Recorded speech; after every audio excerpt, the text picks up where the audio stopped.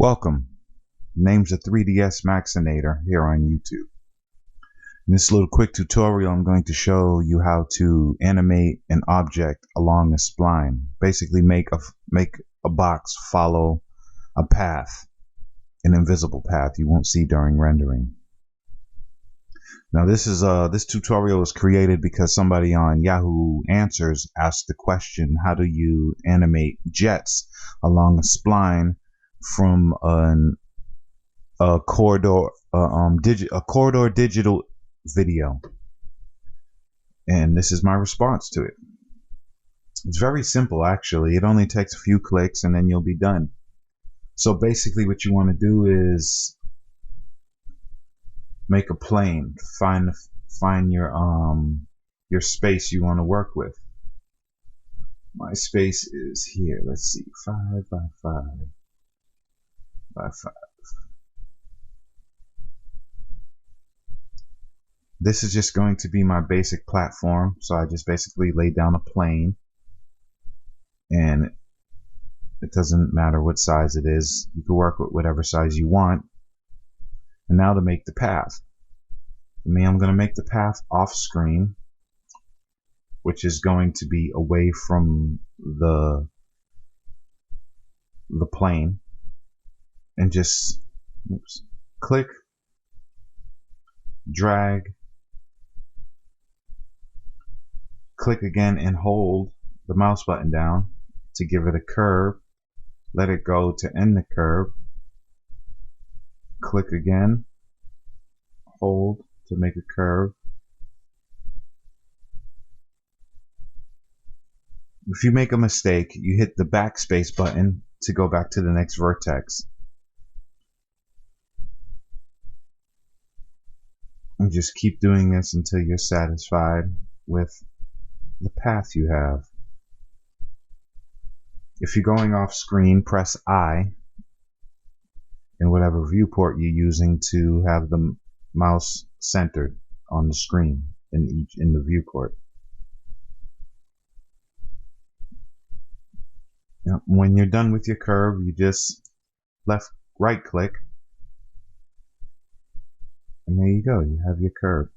Now in the properties of the curve, in the modify panel, you want to go to interpolation and click adaptive. This should smooth out the curves, but you can always go into vertex mode, show vertex members, and adjust them the way you want.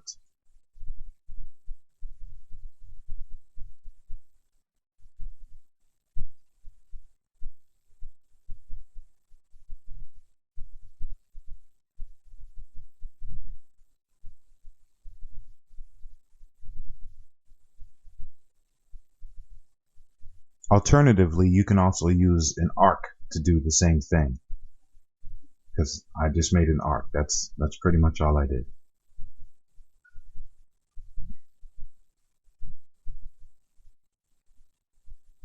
Yeah. Once you're satisfied, just exit vertex mode. I no longer need the plane, so I'm going to get rid of that. The next thing I want to do is set up my camera. So I'm going to get in a good position because I want this line to be seen with a little bit of perspective. And now I have the place that I want my camera, I hit Control C, and now my camera is made. Now this viewport is now my camera. I'm going to change the name of my camera because I'm a stickler for that kind of crap. Now I'm also going to change its color.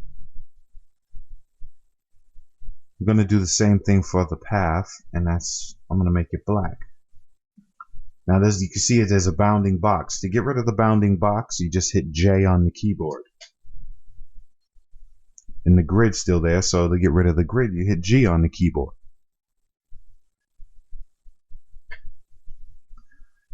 Next thing I want to do very quickly is to just create a box.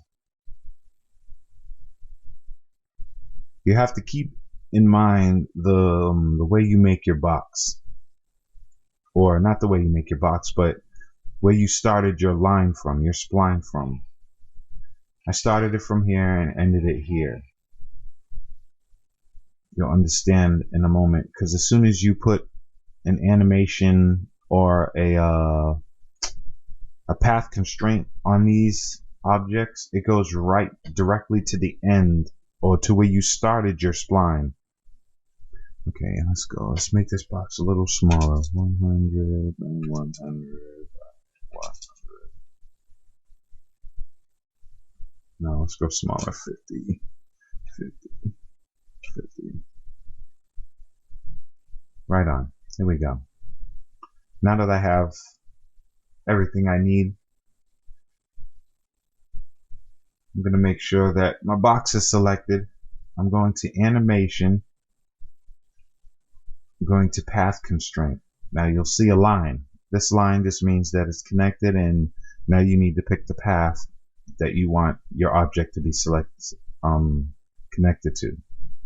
But before I do that, I'm actually going to right click to exit that. I made a boo-boo. I made a boo-boo. And now I'm going to zoom into the box because I want to change the actual pivot point on it. So I click here,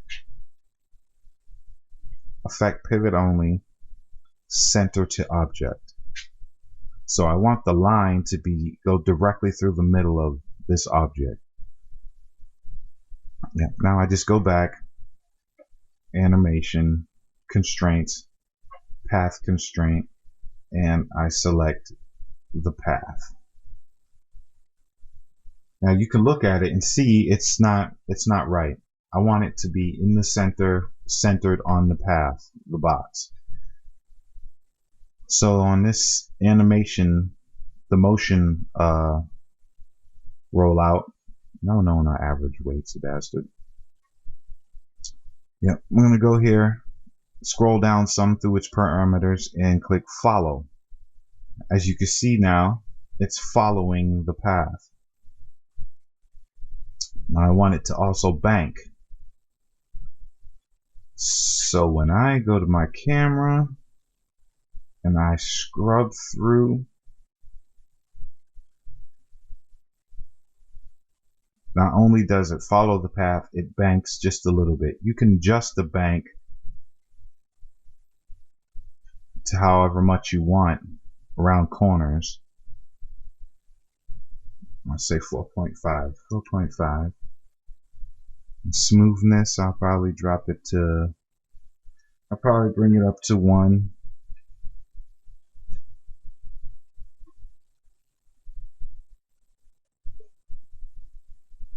But if you have more paths, or the path is longer and more curvy and goes in different directions, the bank changes for it. Now let's go back down to 0.6. No, I'll go to 0.1. And then 3.2.8.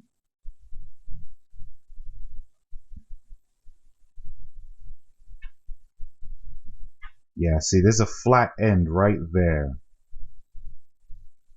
that needs to be adjusted, and that's easy to do, but I'm not going to get into that on this one. I'm just answering this question about how to make an object follow a path. And this is how it's done. So you just hit play, and then it'll do it. And there you go. It's a simple and easy way to create an object, or to create a path-driven object. Thank you for watching, and I'll see you soon. Peace.